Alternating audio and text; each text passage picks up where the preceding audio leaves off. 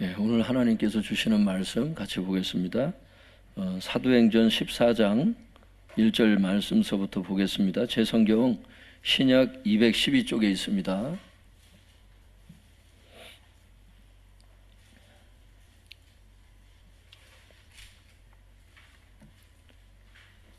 사도행전 14장 1절부터 7절 말씀입니다.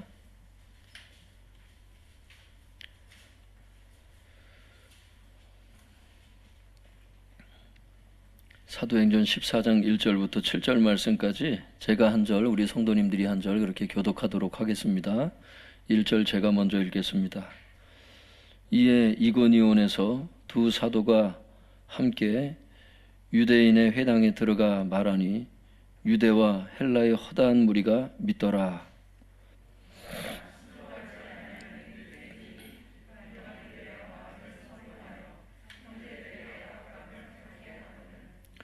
두 사도가 오래 있어 주를 힘입어 담대히 말하니 주께서 그들의 손으로 표적과 기사를 행하게 하여 주사 자기 은혜의 말씀을 증언하시니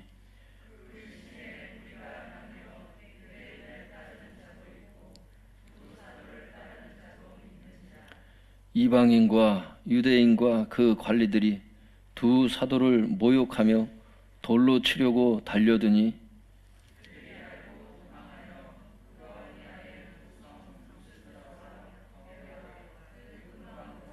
같이 읽겠습니다.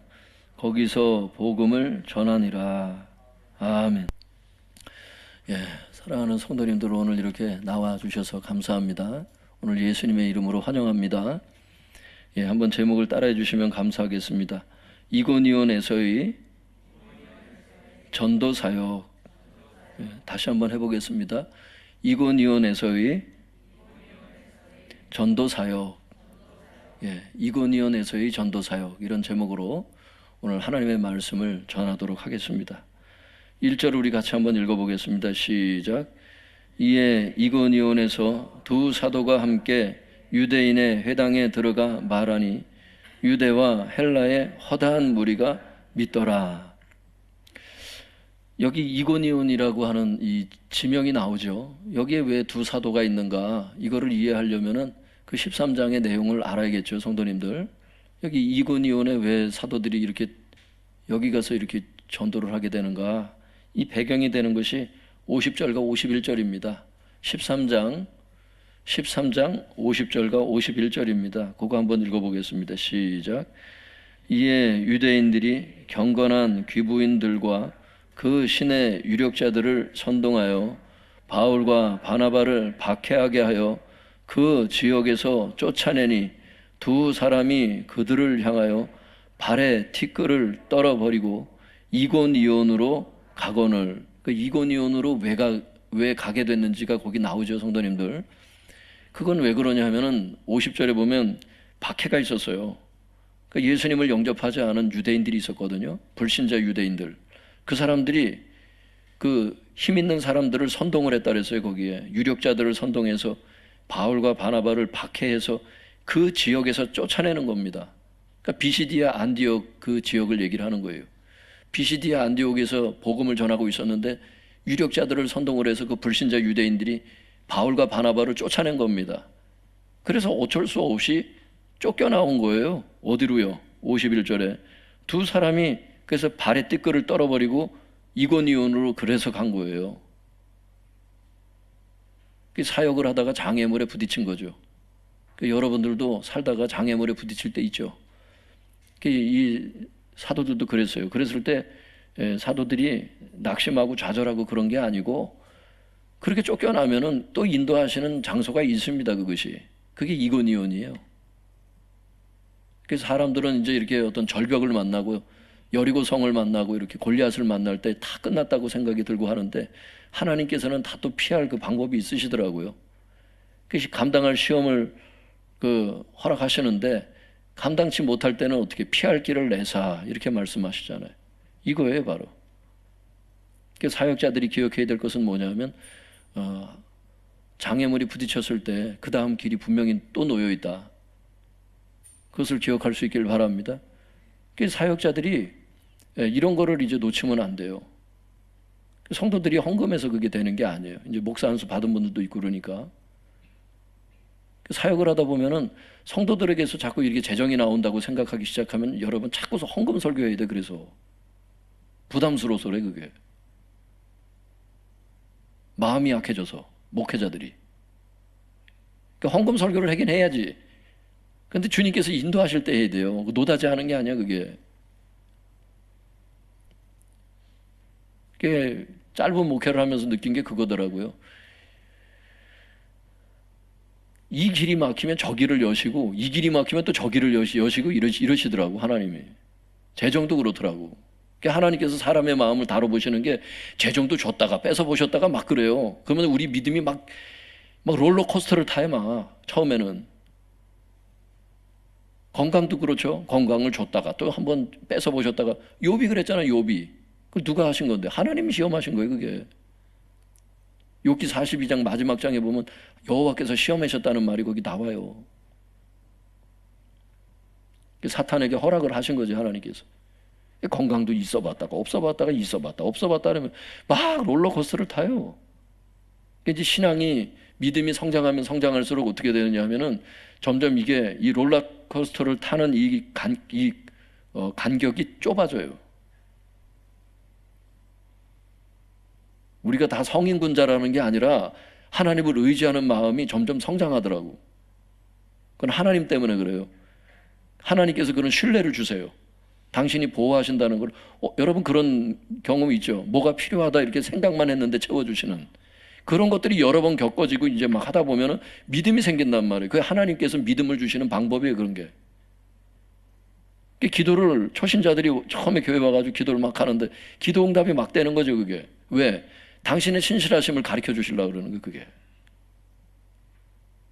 그 응답이 되기 시작하면 이제 조심해야 돼요. 어떤 사람이 응답이 자주 되면 이래 또 하나님을 자기 종처럼 부리기 시작해. 그다음은 응답이 잘 안 와요. 그다음엔 누가 창조주고 누가 피조물인지를 그걸 기억하라는 거예요. 하나님은. 교만해지면 응답이 잘 안 와요. 진짜로. 그래서 하나님께서 겸손케 하시려고 누르시잖아요. 여러 가지 압력을 가하시거든요. 그 압력이 사람마다 다릅니다. 그것이. 그 압력이 가해지는 이유는 하나님만 의지하게 하기 위해서 그렇게 하시는 거예요. 그 압력하고 싸우라고 하는 게 아니라. 믿습니까? 믿음의 선진들이 그렇게 막 훈련을 받죠. 광야에 들어가서 사막에 들어가서 아둘람굴에 들어가서 막 훈련을 받는 사람들이 막 있어요. 어떤 때 막 반대하는 사람들이 막 일어나죠. 무릇 경건하게 살고자 하는 자는 핍박을 받으리라. 경건하게 살고자 하는 마음이 벌써 딱 들고 경건하게 살기 시작하면은 주변에서 막 사람들이 막 일어나요. 교회도 가지 말래. 괜찮았던 배우자가 갑자기 성격이 이상해지면서 막 욕을 막 가지 말라고 막 교회에다가 무슨 돈을 그렇게 갖다 바치냐는 둥 막 별소리를 다 들어요. 괜찮았던 사람인데도. 그게 여러분 사람 성품하고 상관없어. 악한 영들이 가만히 안 내비둬. 근데 두려워하지 마세요. 다 주님 뜻 안에 있더라고. 하나님께서 예전에 저에게 감동을 주실 때 그러시더라고.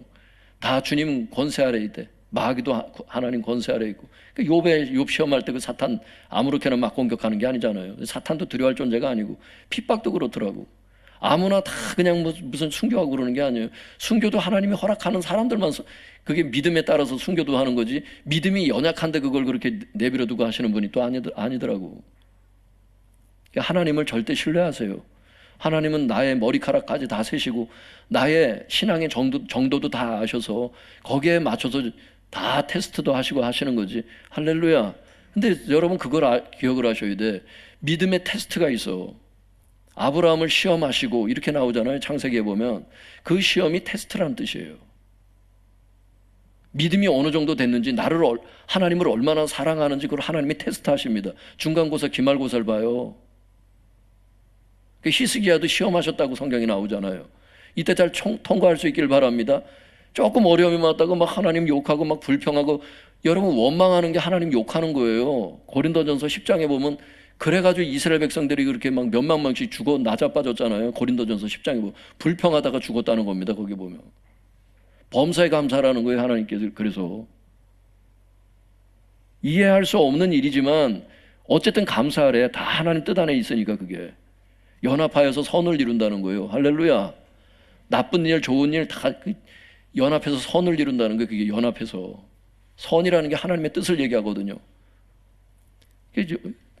그래서 사람이 보기에 좋다고 생각하는 게 좋은 게 아니고, 사람이 보기에 나쁘다고 해서 나쁜 게 아니고 이래요. 내가 좋다고 생각하는 게 하나님께도 좋아요? 죄 짓는 게 얼마나 좋아요, 어떤 거는. 근데 하나님 보실 때 그게 좋냐고. 내가 보기에 나쁘잖아. 뭐가? 연단 받는 건 나쁘잖아요. 근데 하나님 보시기에도 나쁘냐고. 그게 달라요. 이게 초점이. 영안이 열릴 수 있길 바랍니다. 영안이 열린다는 건 다른 게 아니라 하나님의 발걸음을 아는 겁니다. 하나님이 나를 어디로 이끄시는지를, 그 위치를, 포지션을 알아야 되는 거예요. 그걸 모르면은 여러분, 하나님 뜻 안에 걸어가면서도 얼마나 불안하게 가는지를 몰라요. 보세요. 예수님께서 저편으로 건너가자 그러니까 마가복음에 보면은 저편으로 건너가자 그랬잖아요. 배를 끌고 나가는데 그 광풍이 불잖아요. 예수님은 고물에 배구서 주무시고, 그 제자들이 우리가 이렇게 죽게 된 것을 돌아보지 않느냐고 막 예수님을 막 뭐라 그러잖아요. 거의 책망하듯이 얘기를 하잖아요. 그 원문에 보면 예수님은 어디 멀리 계신 게 아니고 내 배에 함께 타고 계시는데 원망을 하는 거예요. 예수님이 어디 멀리 계신 게 아니고 같이 계신 것을 알 수 있길 바랍니다. 여러분을 떠난 적이 없어. 나의 믿음이 떨어진 것이지. 여러분, 태양은 항상 떠 있는 것을 알 수 있길 바랍니다. 잠깐 그냥 이렇게 먹구름이 안 보이게 이렇게 가려진 상태, 그게 불신이거든요. 그게 의심. 그 불신을 회개해야 돼요. 의심을 회개하고. 그것도 죄입니다. 여기 성경에 보면 하나님과 나 사이를 굉장히 거리 멀어지게 하는 거예요. 하나님께서 말씀하시면 그냥 이렇게 말씀하신 대로 순종하세요. 할렐루야. 주의 종들이, 여러분, 하나님께서 신학교를 가라 그러면 가잖아. 아시는 분들은 아시겠지만 저도 대기업에 있었고, 여러분 다 과장짜리 이미 다 준비되어 있는 상태 아니었어요, 제가. 근데 하나님께서 신학교 가라잖아. 그거 다 버리고 갔어요, 진짜. 제가 잘난 사람은 아니어도. 하나님의 부르심이 최고의 부르심인 것을 알 수 있길 바랍니다. 회사 사장보다 더 큰 부르심이야, 그게. 그 대기업에 있는 게 차라리 낫지 않나. 이 작은 이런 지하실에서 이게 뭘 하는 거냐고. 이게 더 행복이에요, 여러분. 하나님 앞에 갔을 때 뭐로 심판받을 것 같아? 내가 너를 불렀을 때 네가 응답했느냐를 그걸 보세요, 하나님은. 특별히 주의 종들은.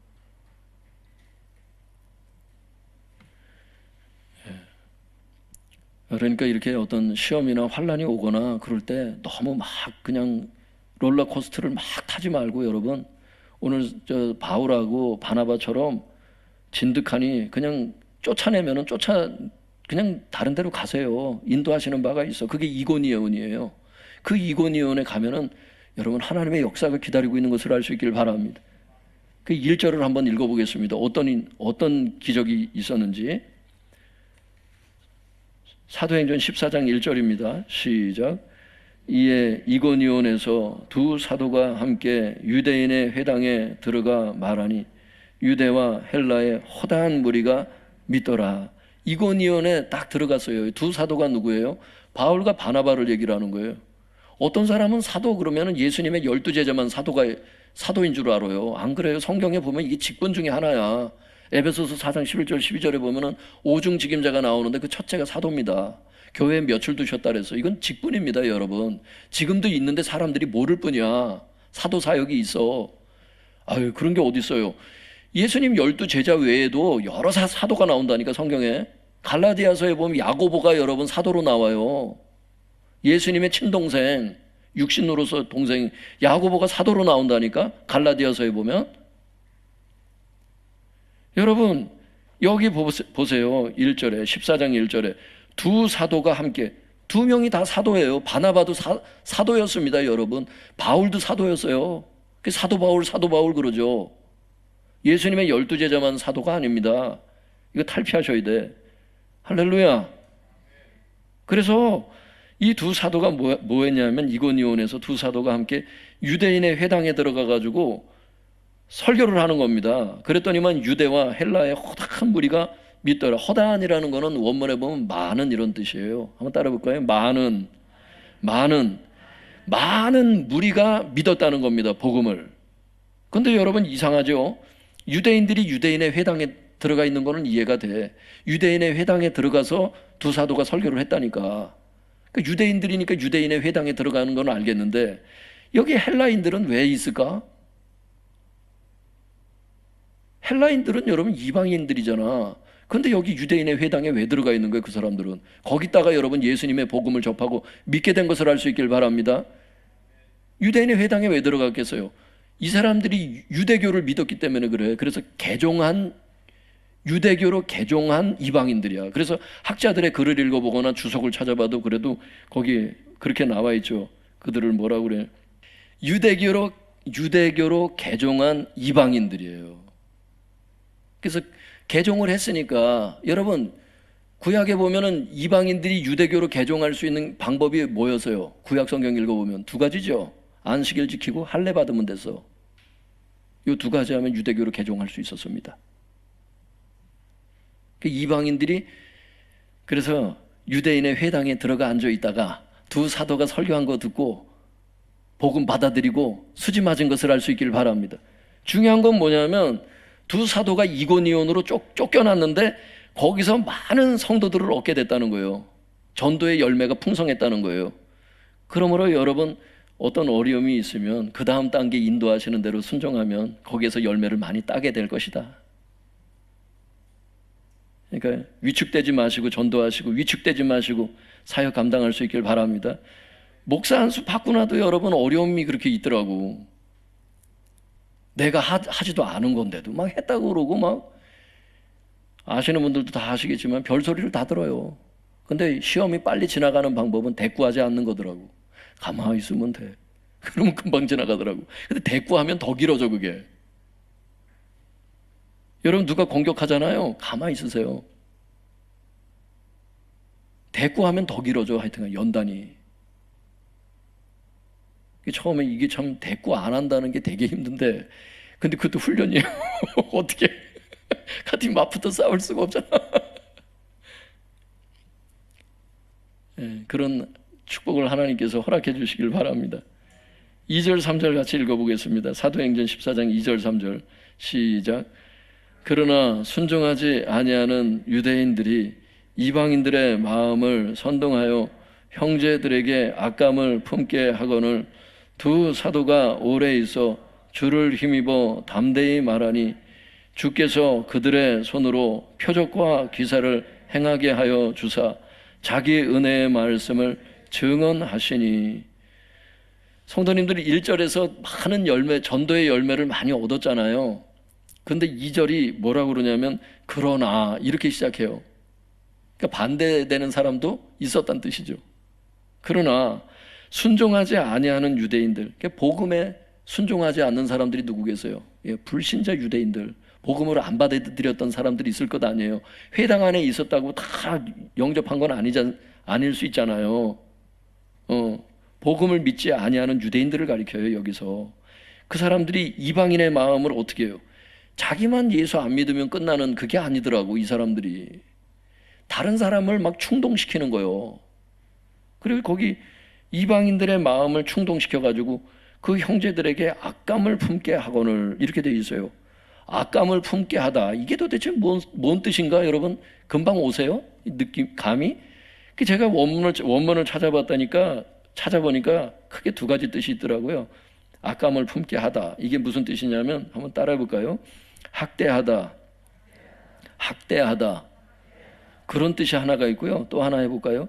해악을 끼치다. 아주 해악을 끼친 거예요. 이 두 사도에게. 아주 힘들게 한 거지. 학대를 한 거예요. 바울과 바나바 입장에서는 복음 전하고 오히려 다시 박해를 받은 거예요. 아까 이고니온 전에 비시디아 안디옥에서도 쫓겨나가지고 이고니온으로 그게 오게 된 것인데 여기서 전도의 열매가 많이 있었지만 여기서도 또 박해를 하는 거예요. 또 박해가 자꾸 따라다녀.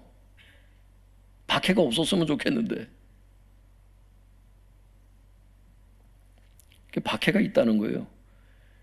그 두 사도가 이 박해가 올 때 어떻게 반응했는지, 아까는 이고니온으로 떠났잖아요. 쫓아내니까. 근데 지금은 좀 달라요. 3절 같이 읽어볼까요? 시작. 두 사도가 오래 있어 주를 힘입어 담대히 말하니 주께서 그들의 손으로 표적과 기사를 행하게 하여 주사 자기 은혜의 말씀을 증언하시니. 두 사도가 어떻게 됐대요? 그래, 그러면 금방 떠나자, 이게 아니에요. 주님께서 이제 오래 있길 원하셨나 봐. 주님의 감동을 받고 움직이는 사람들이니까, 사도들은.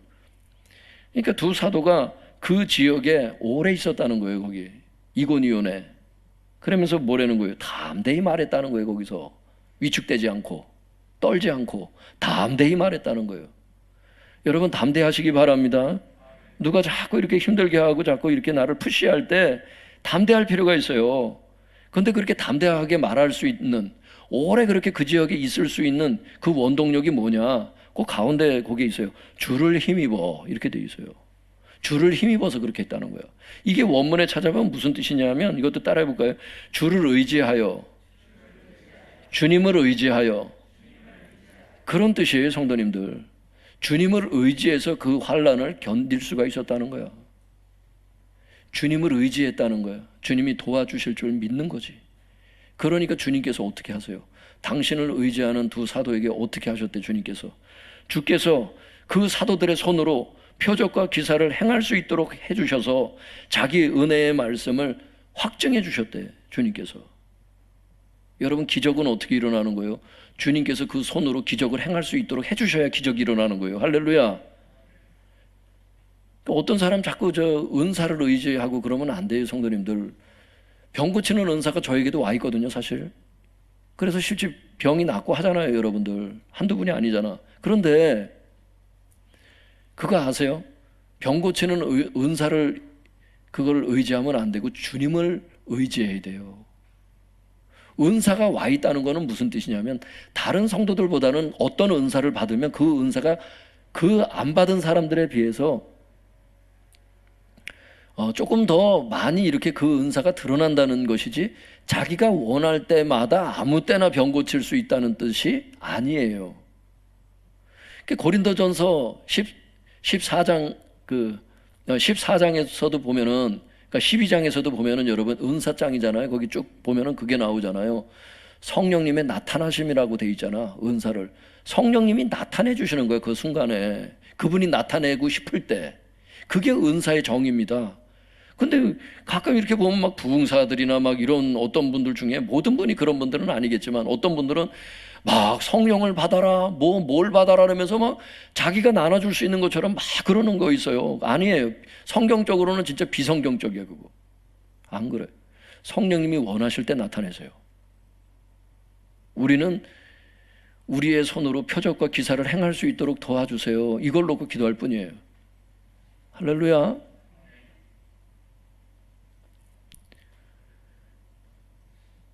여러분, 사도행전 말씀을 그 뒷장도 한번 볼까요?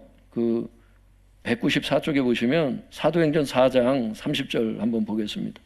사도행전 4장 30절.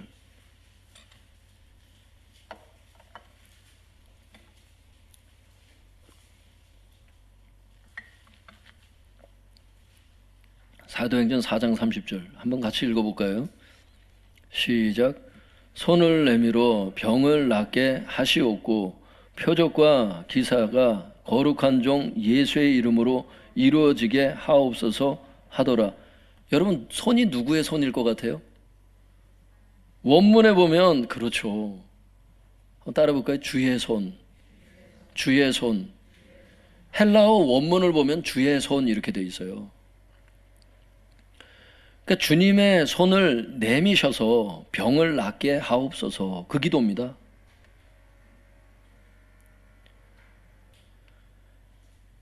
마가복음 말씀도 한번 볼까요? 마가복음 마지막 장을 한번 봐보세요. 마가복음 16장 20절.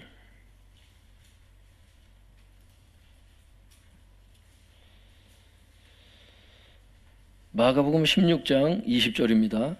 신약성경 85쪽 한번 열어보세요. 85쪽. 마가복음 16장 20절 시작. 제자들이 나가 두루 전파할세 주께서 함께 역사하사 그 따르는 표적으로 말씀을 확실히 증언하시니라. 제자들이 나가서 두루 전파하잖아요. 복음을 전하잖아요. 그때 주님은 뭘 하시는 거예요?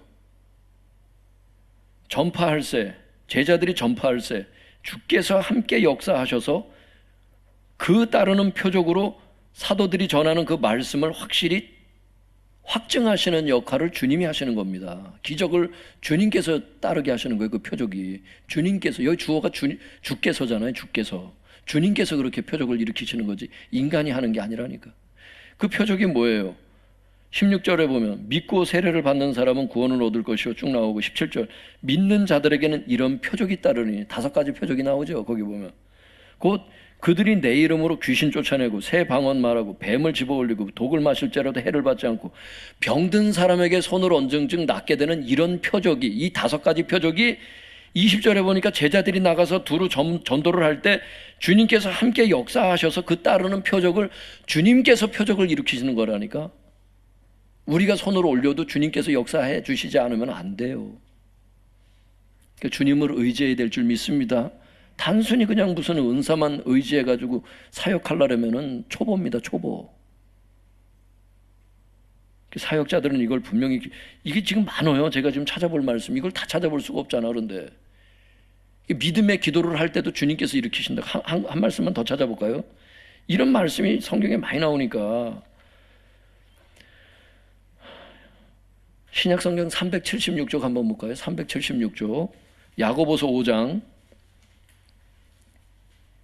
신약성경 376쪽에 보시면 야고보서 5장 한번 열어보시기 바랍니다.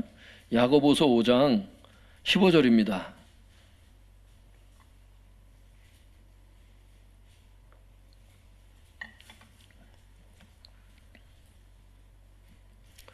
야고보서 5장 14절 15절 같이 읽어볼까요? 시작. 너희 중에 병든 자가 있느냐? 그는 교회 장로들을 청할 것이요 그들은 주의 이름으로 기름을 바르며 그를 위하여 기도할지니라. 믿음의 기도는 병든 자를 구원하리니 주께서 그를 일으키시리라. 혹시 죄를 범하였을지라도 사하심을 받으리라. 아멘. 성도님들, 거기 보면 병든 사람이 있잖아요. 성도들 중에 병든 성도들이 있을 수 있어요. 그러면 어떻게 알아요? 그는 교회 장로들을 청할 것이, 여기 장로가 쭉 읽어보면 목사들을 얘기를 하는 거예요. 주의 종들, 전도사님이나 목사들, 전임 사역자들을 얘기를 하는 거야. 일반 평신도 중에 저런 분을 얘기를 하는 게 아니라 여기서는 그렇단 말이에요. 교회 장로들을 초청하라는 거예요. 병든 사람이 있으면. 그래서 그들은 누구예요? 교회 장로들을 얘기를 하는 거예요. 교회 장로들은 주님의 이름으로 기름을 바르며, 그래서 어떤 사람은 식용유를 바르고 기도하는 사람이 있더라고. 배에다가 저기 뭐지? 식용유가 아니라 올리브유. 그게 또 치유의 효과가 실제 있다며요. 그 기름이. 그걸 또 해가지고 또 그 기도하는 분들이 실제 있더라고. 그래서 하여튼간 기름을 바르래. 기름을 바르고 그를 위하여 기도하래. 여기 그가 누구겠어요? 병든 성도. 그 사람을 위해서 기도를 하래. 그러면서 하는 말이 15절에 믿음의 기도는 병든 자를 구원하리니, 이렇게 했어요. 그러니까 장로들은 어떻게 기도를 해야 돼? 믿음의 기도를 하라는 뜻이지. 할렐루야. 이게 고쳐질까 안 고쳐질까 이런 식으로 기도하지 말라는 거예요. 믿음의 기도를 하라는 거예요. 신방 가서. 믿음의 주님께서, 내가 기도하면 주님께서 내 기도 듣고 계시고 내 머리카락 세시는 주님이 내 지금 기도도 분명히 듣고 계실 것이다. 할렐루야. 이 믿음의 기도를 하나님께 드리라는 거예요. 믿음의 기도는 병든 자를 구원하는데, 어떻게 구원이 일어나는지 거기 나오잖아요. 설명이. 어떻게? 주께서 그를 일으키시리라. 우리는 믿음의 기도를 하는 거고 일으키시는 거는 주님이 직접 하시는 거예요. 할렐루야. 그렇게 치유가 일어나는 거라고. 그러니까 주의 종들을 좋아해 주시는 거는 고마운데 주의 종들을 의지하지 말아요. 실제 일으키는 거는 누구예요? 주님의 은혜야. 목사들이 잘나서가 아니라, 전도사가 잘나서가 아니라. 그러니까 주님을 왜 의지해야 되는지 아시겠죠? 그 두 사도가 주님을 의지해서 복음도 전했다는 거예요. 치유도 그래. 만사가 그래. 주님을 의지하는 게 곧 우리의 힘입니다. 할렐루야. 그게 원동력이에요. 그러니까 주님께서 그러니까 당신을 의지하는 자를 그냥 내버려 두지 않고 무시하지 않잖아요. 아까도 보니까 두 사도의 손에 표적과 기사를 일으킬 수 있도록 손에 은혜를 주셨다는 거잖아요. 그래서 하나님의 말씀을 전할 때 진짜 진리의 말씀인 것을 주님이 보증하셨다는 거예요. 그게 기적이 일어나게 해서. 개척 초기에 기적이 많이 일어났죠. 저희 교회도. 지금도 물론 주님께서 역사하고 계시지만은, 그러니까 개척이 진짜 주님의 뜻임을 주님께서 막 그런 걸 통해서 막 역사를 하시더라고.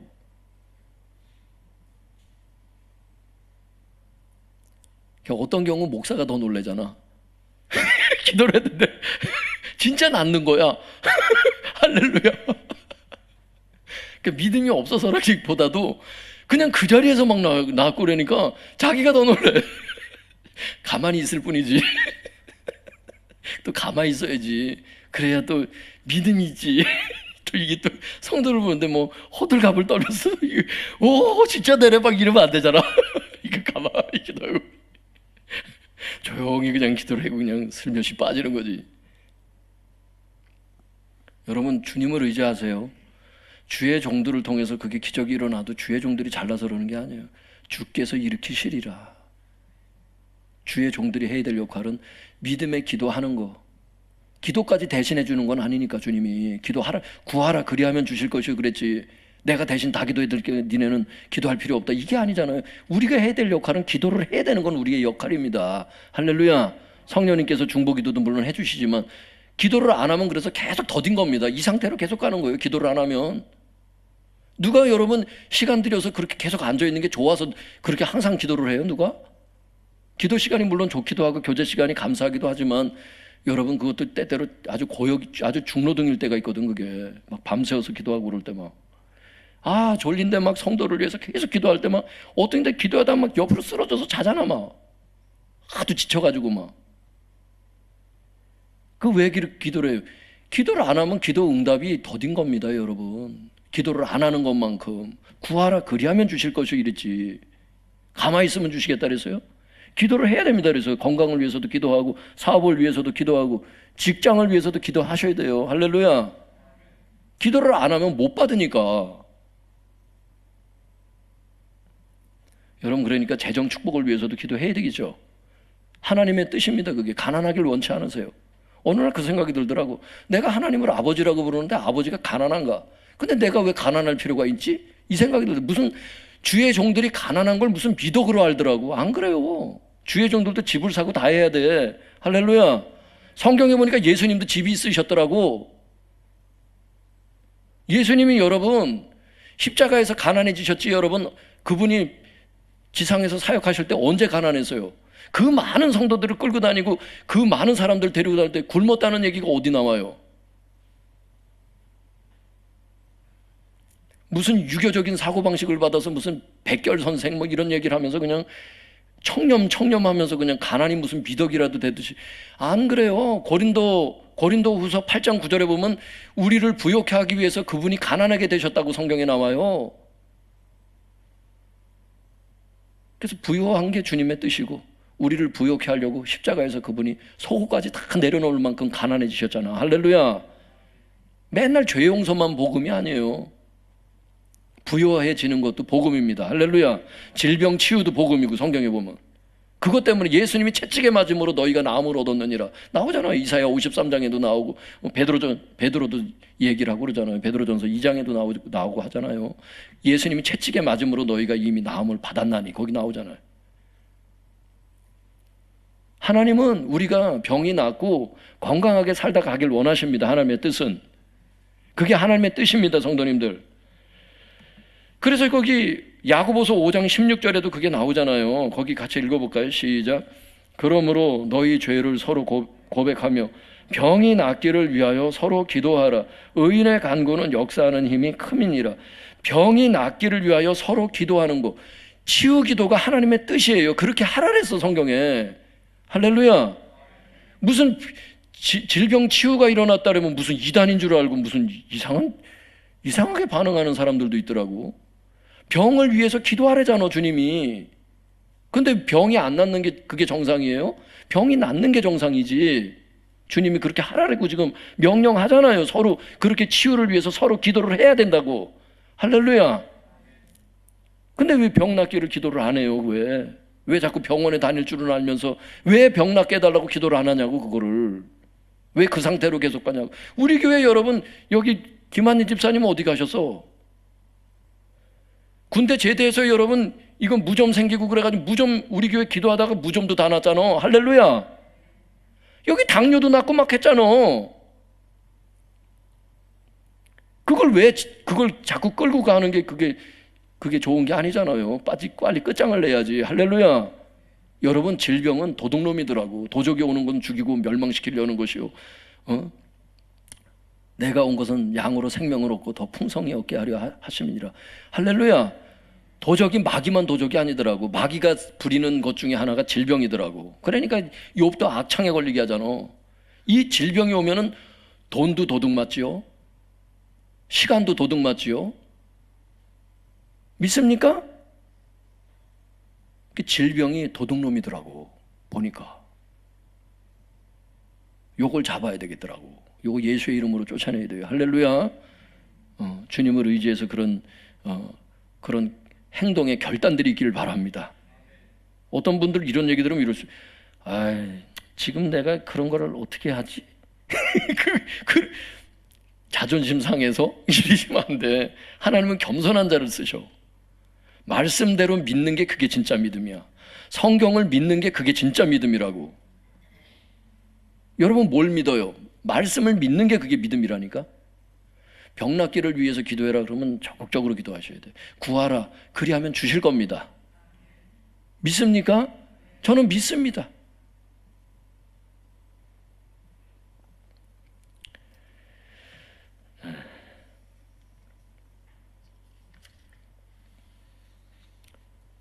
그래서 성도님들 거기 보시면 두 사도가 예수님을 의지해서 그 지역에 오래 있어서 담대히 말하고 또 기적도 행하는 그런 은총을 받게 된 것을 알 수 있기를 바랍니다. 저와 여러분도 주님을 의지함으로 하나님의 큰 은혜 받으시길 바랍니다. 온갖 축복을 받는 거예요. 온갖 축복을. 설교는 이런 것들을 전하는 거예요. 이런 것들을. 하나님이 어떤 분이신지를 가르쳐 드리는 거예요. 그게 설교지 뭐. 우리에게서 뭐가 나가? 인간에게서 아무것도 선한 게 없어요. 우리 마지막 거기 절 읽어보겠습니다. 사도행전 14장 4절에서 7절입니다. 사도행전 14장 4절에서 7절. 사도행전 14장 4절에서 7절 우리 마지막 부분 읽어보겠습니다. 시작. 그 시내에 무리가 나뉘어 유대인을 따르는 자도 있고 두 사도를 따르는 자도 있는지라. 이방인과 유대인과 그 관리들이 두 사도를 모욕하며 돌로 치려고 달려드니 그들이 알고 도망하여 루가오니아의 두 성 루스드라와 더베와 그 근방으로 가서 거기서 복음을 전하니라. 아멘. 성도님들 거기 보시면 두 사도가 복음을 열심히 전했어요. 그러니까 어떻게 됐대요? 알곡과 쭉정이로 확 나눠져. 무리가 두 편으로 나눠졌다는 거예요. 그 시내가 어디예요? 이고니온 그 시내에 그 사람들, 그 무리가 나뉘은 거예요. 두 편으로 나눠졌다는 거예요. 어떻게? 불신자 유대인을 따르는 사람들도 있고 두 사도를 따르는 사람들도 있고 이렇게 편이 나눠져 버렸어. 여러분, 복음이 선포가 되면 두 편으로 나눠지죠. 하나님의 말씀이 딱 예수님이 오셔서 진리의 말씀을 전하니까 어때요? 예수님을 따르는 자들이 있고 서기관과 바리새인 같은 사람들이 딱 나타나고 두 알곡과 쭉정이로 쭉 나눠지죠. 그 말씀을 전할 때 보면 그 영성이 그래서 확 드러나요. 설교할 때 보면. 여기도 그래요. 유대인 따르는 자들, 두 사도를 따르는 자들. 그 유대인 따르는 자들 중에 어떤 사람이 있었다는 거예요. 구체적으로 5절에 나와요. 그 사람들이. 그 불신자 유대인들 따랐던 사람들이 누구예요? 5절에 보니까 구체적으로 이방인과 유대인과 그 관리들, 그 시내에 관리들이 있었나 봐요. 그 지역에. 이 사람들이 두 사도를 모욕해서 돌로 쳐서 죽이려는 거예요. 아니 무슨 죄를 졌다고 그렇게 두 사도를 돌로 쳐서 죽이려나? 근데 어쨌든 죽이려 했어요. 돌로 쳐가지고. 그땐 돌로 쳐서 막 사람을 죽이기도 했거든요. 그러니까 두 사도가 어떻게 해요?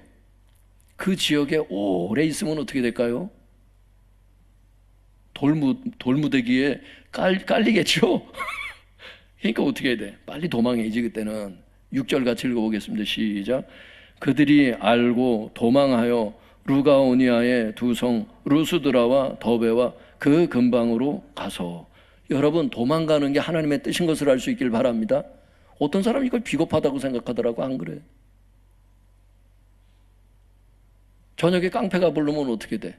용감 있게 거기 가. 그게 아니라 도망가야지. 예전에 중학교 2학년 때 제가 저희 아파트 이제 집을 이렇게 가는데 두 사람이 딱 나타나니 너 일로 와봐 이러는 거예요. 제가 예전에 제가 보기는 이렇게 꺼방해 보여도 예전에 육상부도 하고 그랬어요. 달리기 제가 계주를 계속 나갔거든요. 너무 자랑했나? 근데 하여튼 내가 뛰면 못 따라오니까 보통 사람은 못 따라와 진짜. 그 앞에 한 10m나 15m 앞에서 야 너 일로 와봐 이러더라고요. 중학교 2학년 때. 그 제가 이래서요. 너네 깡패지? 이랬어요. 그랬더니 막 쫓아오더라고. 내가 생각이 있었거든. 너희 깡패지? 이러니까 쫓아오더라고. 근데 막 도망가서 못 쫓아오더라고. 안전하게 집에 간 것을 알 수 있길 바랍니다. 이것들이 그냥 키가 크다고 그냥 나를 싫어합니다. 주님께서 아십니다. 그렇게 얘기하고 도망가려고 그랬어요. 여러분, 도망가는 게 지혜입니다.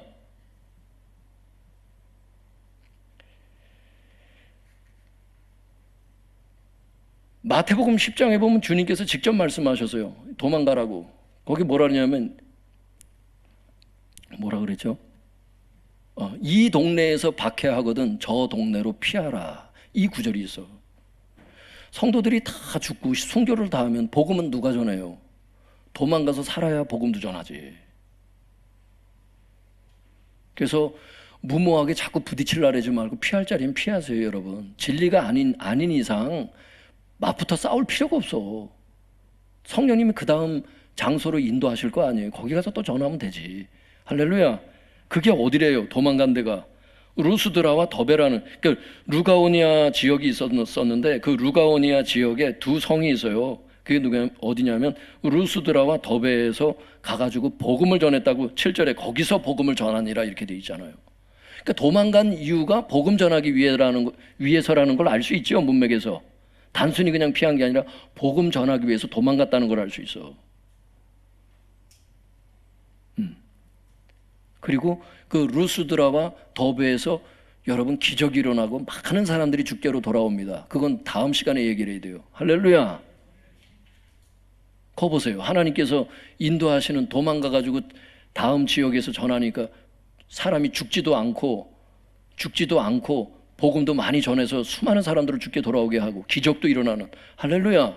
근데 그 다음에 보면 돌에 맞아서 사도 바울이 거기 거의 죽을 지경이 돼요 또. 그럼 왜 그랬는 줄 아세요? 뭐라 그랬지 내가? 예? 못 도망가서 그랬어요. 돌에 맞아서 죽을 뻔한 얘기가 그 다음에 나온다고. 근데 그게 왜 그랬냐면 못 도망가서 그래. 도망갔어야 되는데 그 기회를 놓친 거야. 거기 그냥 잡아서 때려가지고 그렇게 돼요. 그게 기회가 있었으면 아마 또 도망갔을 건데 그 계속 읽다 보면 그 돌에 맞는 게 나와요. 사도 바울을 제가 뭐라라는 게 아니라 도망갈 자리에서 도망가는 게 주님의 지혜고, 주님께서 이 동네에서 박해하거든 저 동네로 피하라. 주님께서 직접 도망가라고 말씀하신 게 주님께서 직접 하신 말씀이에요. 그게 피하라고. 그게 자존심 상하는 일이 아니라 여러분 그런 지혜가 있길 바랍니다. 그래서 무모한 충돌 피하시고 복음을 널리 전하는 주님의 지혜가 있길 바랍니다. 주님께서 그 피한 그 지역에서 여러분 함께 하시고 열매를 맺게 해주실 줄 믿습니다. 박해가 강한 게 아니에요. 박해를 통해서 하나님께서 복음을 자꾸 널리 퍼뜨리는 걸 알 수 있을 거예요. 여러분들이 지금까지 사도행전 보신 분들은 박해가 일어나면 꼭 널리 퍼져. 사람들이 도망가니까. 그런 식으로 여러분 따끝까지 복음이 전해진 게 사도행전에 계속 기록되어 있어요. 할렐루야. 기도하겠습니다. 오늘 주신 말씀 붙잡고 기도하세요. 우리 주여 주여 세 번 부르짖고 깨달은 대로 이 시간 주님께 기도하겠습니다. 주여